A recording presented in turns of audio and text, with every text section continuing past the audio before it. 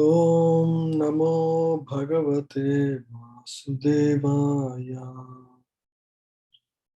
Om Namo Bhagavate Vasudevaya. Om Namo Bhagavate Vasudevaya.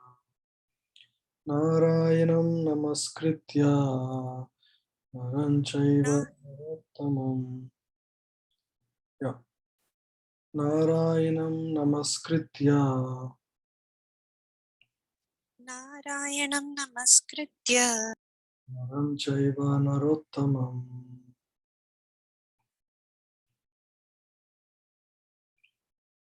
Devim Naram Chaiva Narottamam Devim Saraswatim Vyasam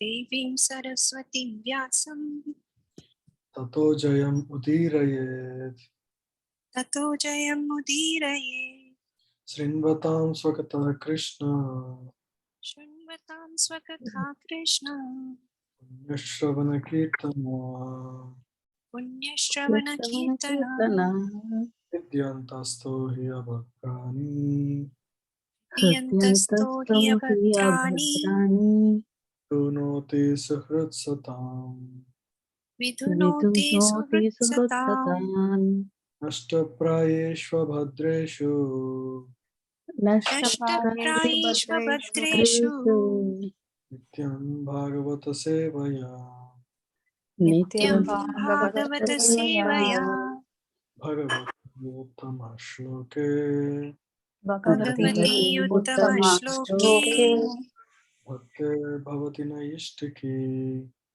Bhaktir Bhavati Naistiki Krishnaya Vasudevaya Krishnaya Vasudevaya Nandanaya Cha Devaki Nandanaya Cha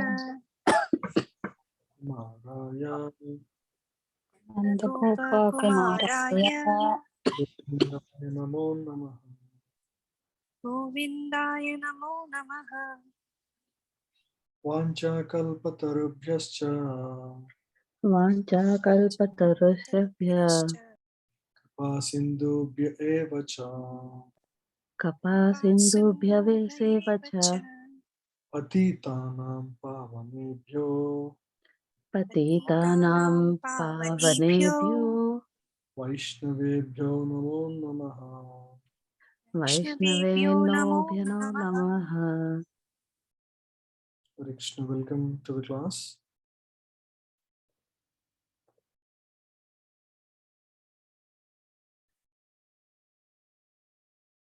So we'll continue from the instructions offered by Bhīṣmadeva to Yudhishthira Maharaj. So the instructions were concluded. It's not just instructions, it's also the expression of Bhīṣmadeva's heart and how we understood how the heart of Bhīṣmadeva is. And how he understands his position as a servant of Lord Krishna, as an eternal servant of Krishna. So with that, that section is concluded. Now, this is conclusive section where Vishnudev passes away from this world. So we'll read that. Sutta Uvacha. Sutta Uvacha.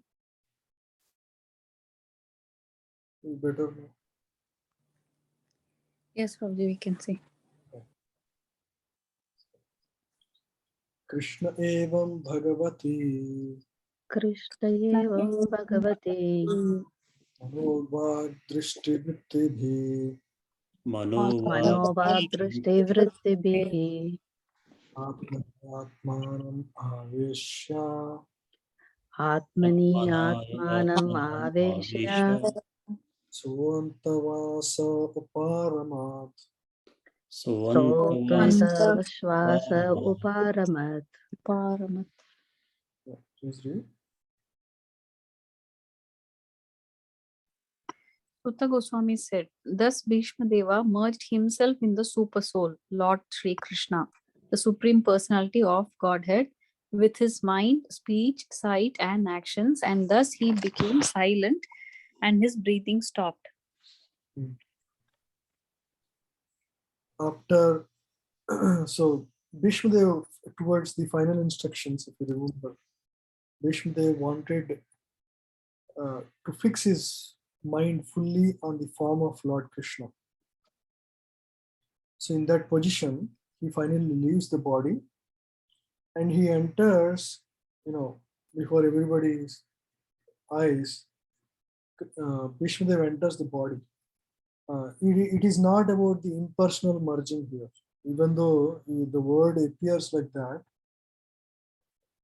Actually, it is the, because he's so fully focused on Krishna, now entered into the eternal existence of Krishna. Basically, we specifically know exactly what Bhīṣmadeva wanted in the previous verses. He wanted life after life to have Krishna and to serve Krishna in the in the spirit of what is it rasa. So basically, to fight with Krishna in every lifetime. That is what, as a Padasarthi, that is his favorite form. So Vishnudev, even though it is mentioned, the meaning of it is that Bhīṣmadeva entered eternal pastimes of Lord, where he can serve in his original Swarupa, in the desired form that he desired. Right? So that was what it means. So suddenly everything became silent. His breathing stopped. So Prabhupada writes about various methods of achieving Krishna, the 9 Navavida Bhakti. So any one of them are enough for someone to achieve perfection.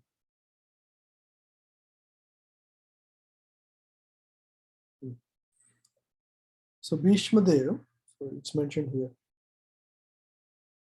they are sound incarnation of the Lord, and one can fully utilize the form.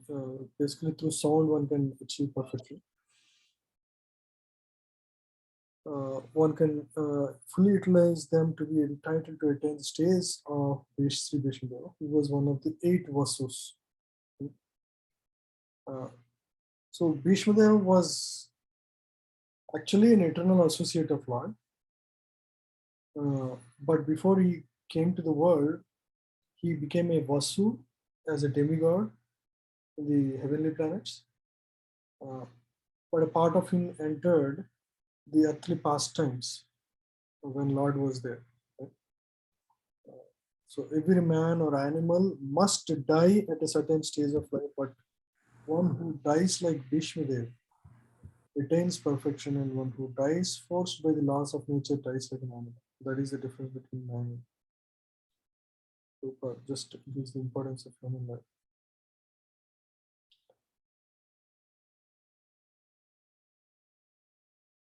Samapadhyamanam ajnaya Samapadhyamanam agyaya Bhishmam brahmani nishkale Bhishmam Bhishman Brahmani Nishkale sarve babhuvustu uste tushnim Sarve Babhuvaste Tushni vayam siva dinapyate chaye. Vayam Shiva Dinataye.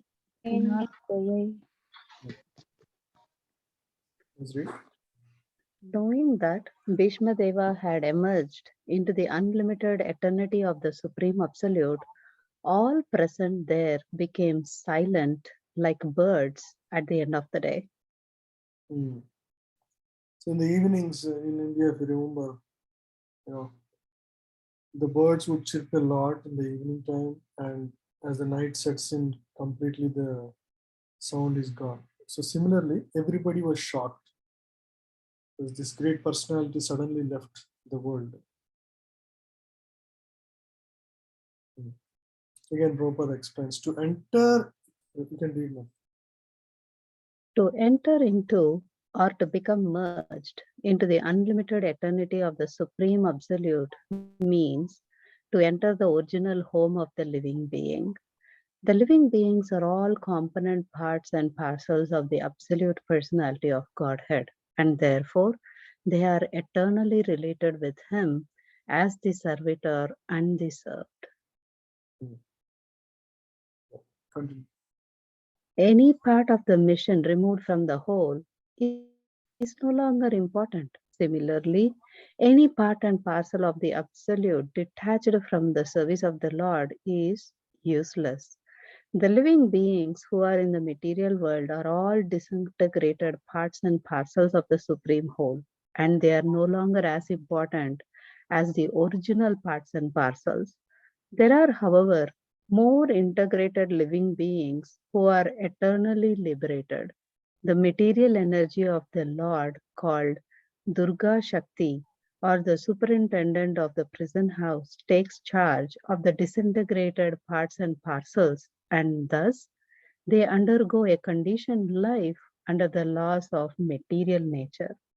When the living being becomes conscious of this fact, he tries to go back home, back to Godhead, and thus the spiritual urge of the living being begins. So Prabhupada gave a nice example for us to understand how we're all like parts of a mission, serving the whole missionary, right? Sometimes if the part is not engaged appropriately, it will need to be fixed. So during the time, Durga Shakti will be in charge of fixing that part. When it is fixed back, again the part will be engaged in the service of the whole. Right? So temporarily, the jiva needs to be, it's like maintenance, right? Car maintenance. Once in a while you need to, so like that, the jiva undergoes temporarily maintenance under the purview of Durga Shakti. And when again it will go back to God. And once they go back, they will not come back.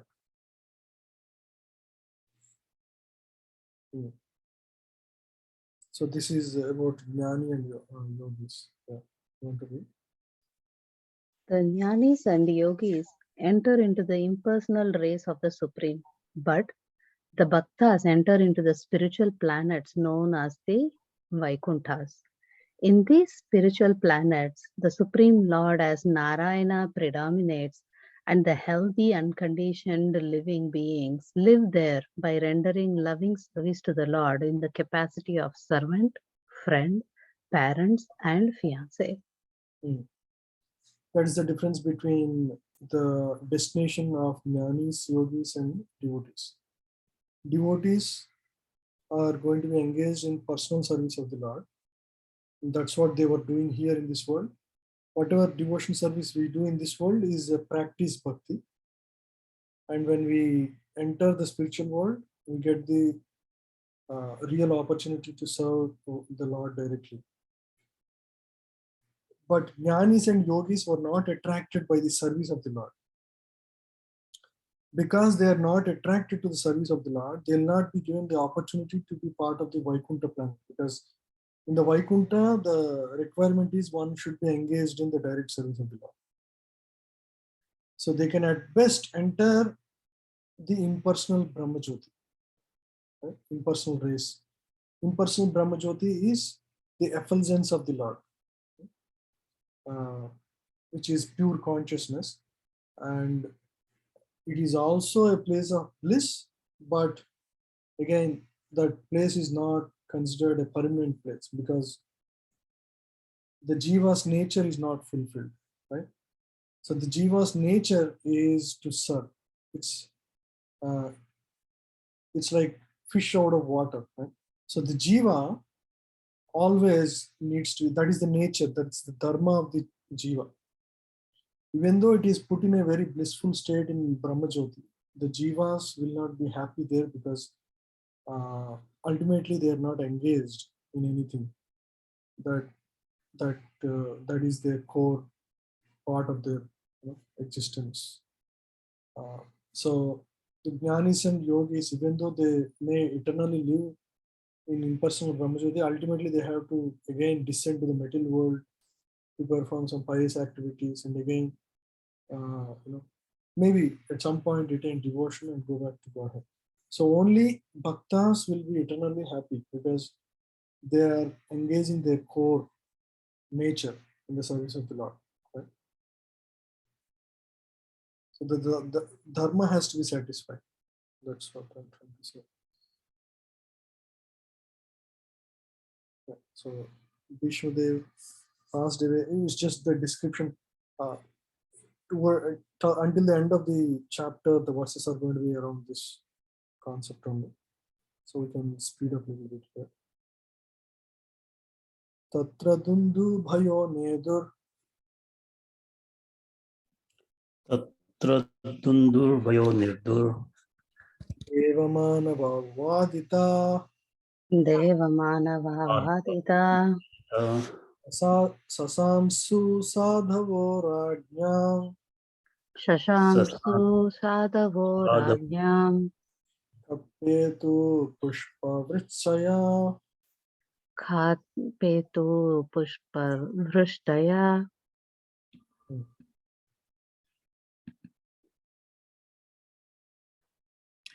Thereafter, both men and demigods sounded drums in honor, and the honest royal order commenced demonstrations of honor and respect. And from the sky fell showers of flowers. So Bhīṣmadeva was such a great personality. Even the demigods were acknowledging his passing away from this world. Right? So that's why when flowers were thrown by demigods like Indra and Varuna, Vayu, they all throw a lot of flowers. Right? And they also sounded drums and bells in honor and respect. Yeah, please read. Bhīṣmadeva was respected both by the human beings and by the demigods. The human beings live on Earth and similar other planets in the Bur and Boer group of planets. But the demigods live in the Swar or heavenly planets, and all of them knew Bhīṣmadeva as a great warrior and devotee of the Lord. As a Mahajana or authority, he was on the level of Brahma, Narada, and Shiva, although he was a human being. Qualification on a par with the great demigods is possible only on attainment of spiritual perfection. Thus, Bhīṣmadeva was known all over the universes, and during his time, interplanetary travel was effected by finer methods than the futile endeavors of mechanical spacecraft. So Bhīṣmadeva was very well known all over the world. So in those days, there were interplanetary travels, just like we travel across countries nowadays through mechanical means. So the spacecraft that time was far more sophisticated. It's controlled by mantras, right? Pushpak Viman. So they were, there is a healthy communication between various planetary systems. So that is why he was famous all over the world as a great devotee and a warrior, both.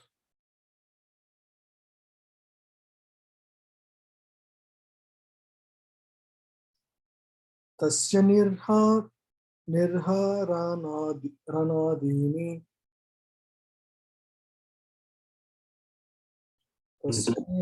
ranadini Tasya nirha nadini ranadini. Yeah, samparestasya bhargava Samparetasya Bhargava yudhishthira karayitya itva Yudhishthira Karayitva muhurtam dukkito bhavat Muhurtam Muhurtam Dukhito dukhito Bhavat. bhavat.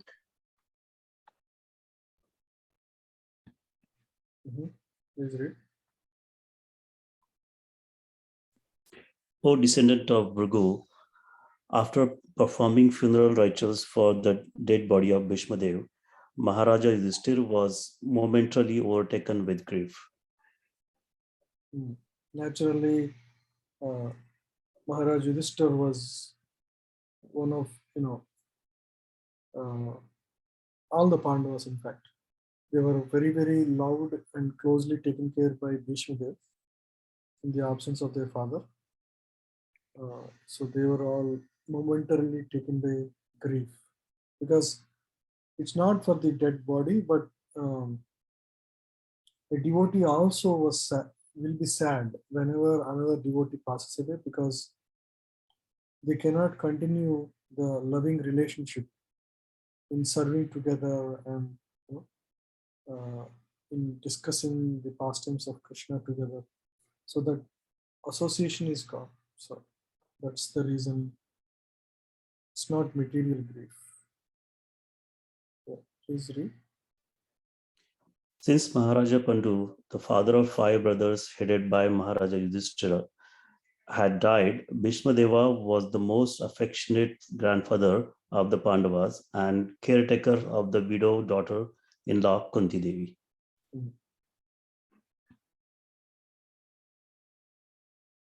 Read. Should I continue? Yeah, from here. He died very happily by seeing Maharaja Yudhishthira to the throne. Otherwise, he would have long ago quitted his material body. Instead of suffering agony over the suffering of the Pandavas, he was simply waiting for the opportunity's moment, because he was sure and certain that the son of Pandu would come out victorious on the battlefield of Kurukshetra. As his Lordship Sri Kṛṣṇa was their protector, as a devotee of the Lord, he knew that the Lord's devotee cannot be vanquished at any time. Maharaj Yudhishthira was quite aware of all these good wishes of Bhīṣmadeva, and therefore he must have been feeling the great separation. He was sorry for the separation of a great soul and not for the material body which Bhīṣmadeva relinquished. The funeral ceremony was necessary duty, although Bhīṣmadeva was a liberated soul. Since Bhīṣmadeva was without issue, the elder grandson, namely Maharaj Yudhishthira, was a rightful person to perform his ceremony. It was great boon of Bhīṣmadeva that an equally great son of the family undertook the last rites of the great man. Yeah, so it's mentioned here. So he was sorry for the separation of a great soul and not for the material body when Bhīṣmadeva was relinquished. Because a great soul is left. Yeah, it's understandable, very straightforward.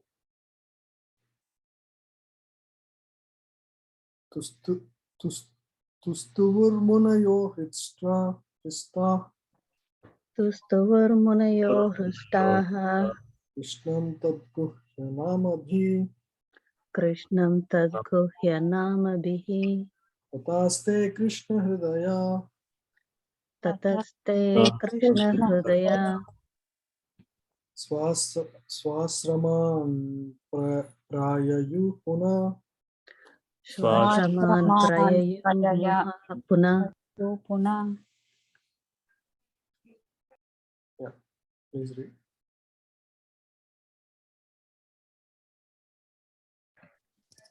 All the great sages then glorified Lord Sri Krishna, who was present there, by confidential Vedic hymns. Then all of them returned to their respective hermitages, bearing always Lord Krishna within their hearts. So all the great sages then glorified Lord after Bhīṣmadeva left. So now they all glorified Lord by the prayers, Vedic hymns, and everybody returned. The most important point is bearing always Lord Krishna within their hearts. They all kept Lord in their heart. So they saw the form of the Lord, but they just kept in their heart.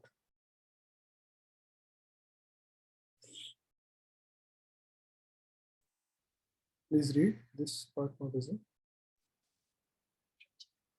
The devotees of the Lord are always in the heart of the Lord, and the Lord is always in the hearts of devotees. That is the sweet relation between the Lord and his devotees. Due to the unalloyed love and devotion for the Lord, the devotees always see him within themselves and the Lord also. Although he had nothing to do and nothing to aspire to, he is always busy in attending to the welfare of his devotees. So that is the nature of the relation between devotee and the Lord. Right?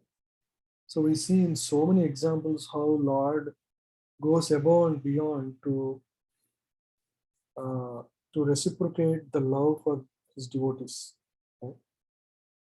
So, for example, in the case of Arjuna, when Bhīṣmadeva was ferociously fighting against Arjuna, Kṛṣṇa immediately jumped, took the wheel of the chariot and ran towards Bhīṣmadeva. Right? Both are devotees. One is Arjuna, who is a very, very dear friend and devotee. On the other hand is this great fighter, Bhīṣmadeva, who is also a great devotee. So in that moment, he was ready to violate his own promise that he will not lift a weapon and stay neutral, but he still runs to protect his devotee. That is how much the Lord loves his devotees. Right? Just remember that how Lord is always like that. He tries to do more than what his devotee expects of him. Always exceeds the expectations of his devotees. Right? So many pastimes like that. Not just this. Even for Draupadi, when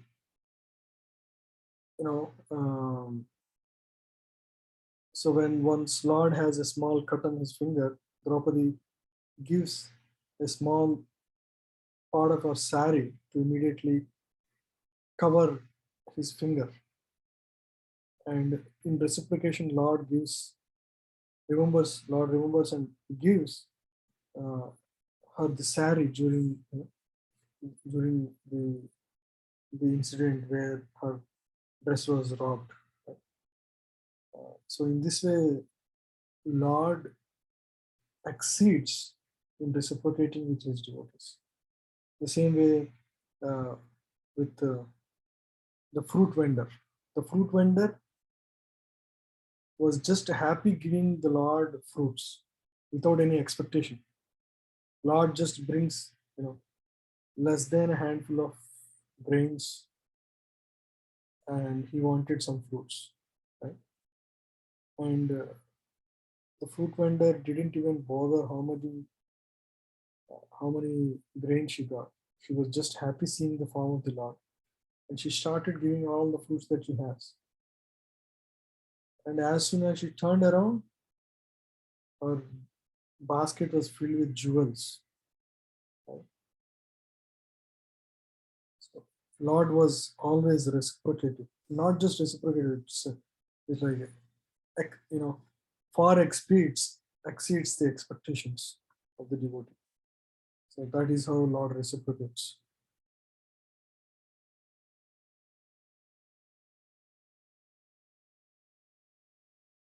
Tato Yudhishthiro gatva Tato Yudhishthiro gatva Saha Krishno gajahayam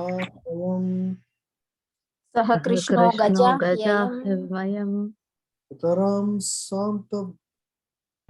Santvayam Asa Pitaram Pitaram Satvayamasa Santvayamasa Gandharim cha tapashvinim.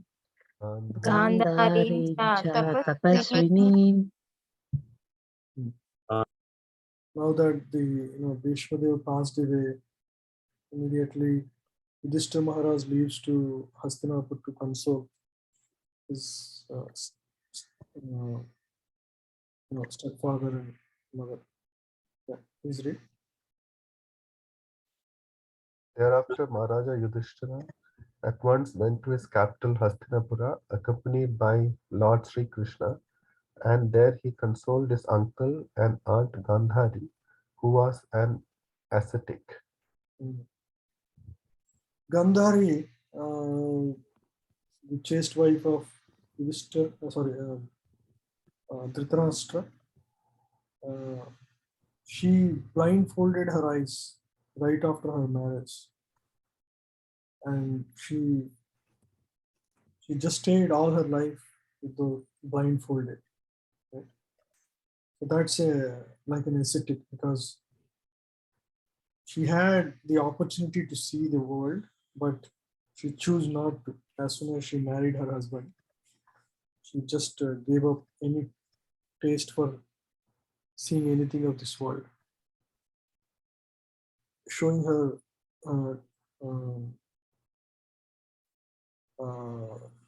like commitment to her husband.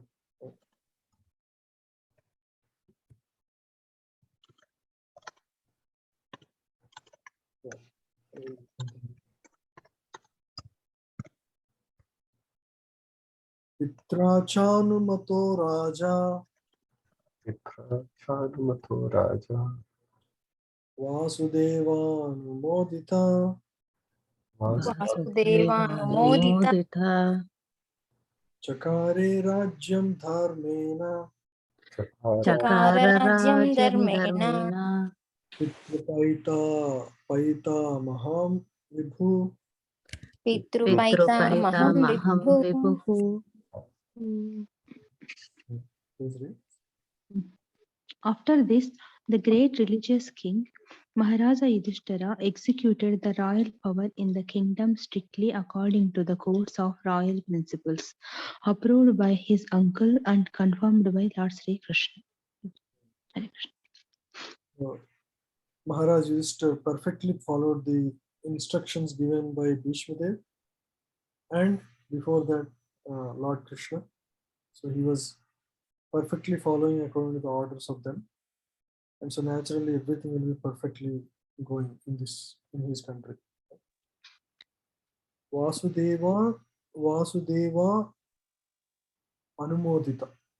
Right? Anumodita means instructed according to the instructions of Lord, perfectly following those instructions. Please read, continue. Maharaja Yudhishthira was not a mere tax collector.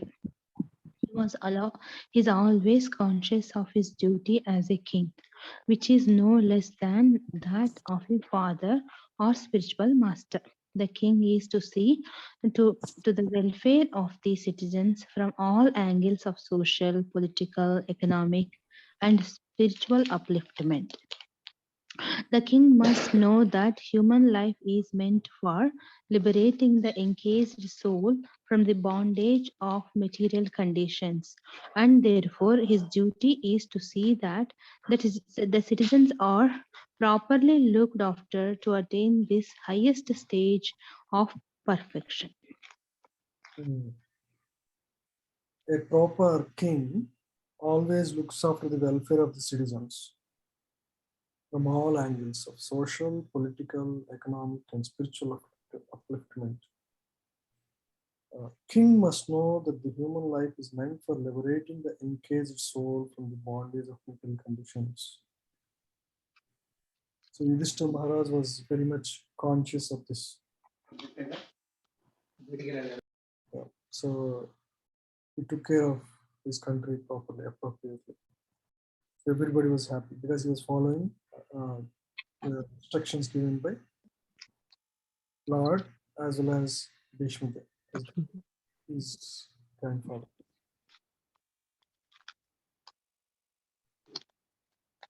this ends this chapter. Should we begin a new chapter or should we end the class for today?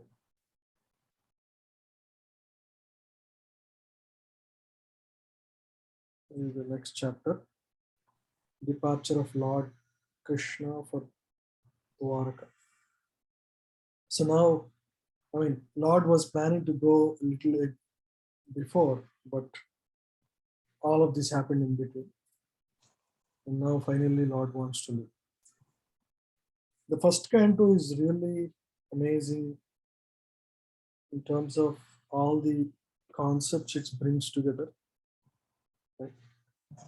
It glorifies the position of Kṛṣṇa, glorifies bhakti, gives the stages of bhakti in the second chapter. Right? And also full of descriptions of the history of Srimad Bhagavatam. And towards last couple of chapters, the interactions between devotees and the Lord, and also involved great prayers by Queen Kunti and also by Bhīṣmadeva. So this way, this entire first canto is full of. And also we saw the origin of Bhagavatam, history of Sukadeva Goswami, history of Parikshit Maharaj, and also how Narada Muni, the history of Narada Muni and how he came to Krishna consciousness. Amazing stories. Yeah, so should we continue or should we? I can continue for a couple more verses if you are all okay. By the way, Sure, Prabhuji. We can continue. sure. Thank you, Prabhuji. One more thing, next week we won't have the class. Next week there will be, of course, on Sunday afternoon, most likely because we'll be very tired. So next Friday, His Grace Radhesham Prabhu is coming. I request every one of you to attend his programs. He is coming from India. He is amazing teacher, very, very loving and caring. His classes are very classic. They're all going to be in temple, and there are also other places we are arranging some classes. So definitely don't miss. Friday evening, Saturday morning, Saturday evening, and there is also a youth session on Saturday at 11 o'clock, and Prabhu will attend Sankirtan in Seattle on Saturday next week. Again on Sunday morning after Saturday evening class. So it's a packed schedule. Please definitely try to attend those sessions, and if you want to also or talk to Prabhu or anything, please let me know. I can plan something for you. Okay. Yeah. So yeah, Mataji, Sneha Mataji left. Okay, we'll end the class then. Actually, I have COVID. Don't want to stretch too much.